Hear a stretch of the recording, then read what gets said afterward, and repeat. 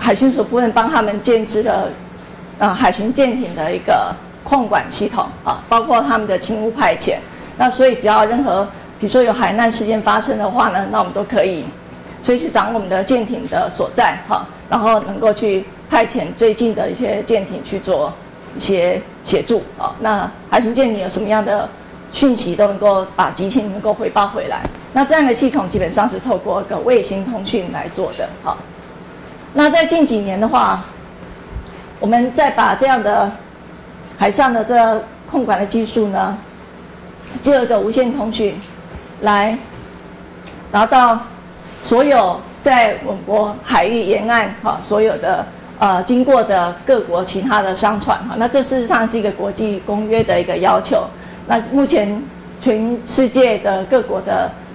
商船都已经有安装一套系统，叫做船舶自动识别系统。那这套系统的话，就是它在我们的沿海地方，我们都能够随时收到它报告的船尾。比如说这个系统就是我们所收到的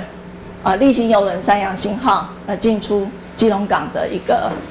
报告的情况，然后我们收集下来后，目前这个回波的画面进到基隆港，然后停靠之后的回波，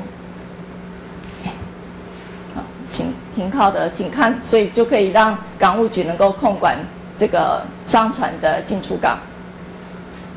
那除了这个以外呢，因为所有船舶都已经有安装这样子的 AIS 系统，所以我们在我们的台湾沿岸在建置一个整个网路 AIS 的一个接收网路的时候，我们就可以随时知道我们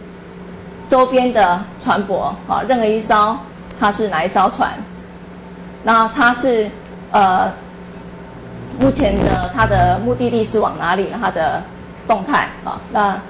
我们都可以随时知道。那所以也就是说，如果像有渔船有在晚上被商船撞到的情况的话，那我们也可以马上从这样的资料里面去调出来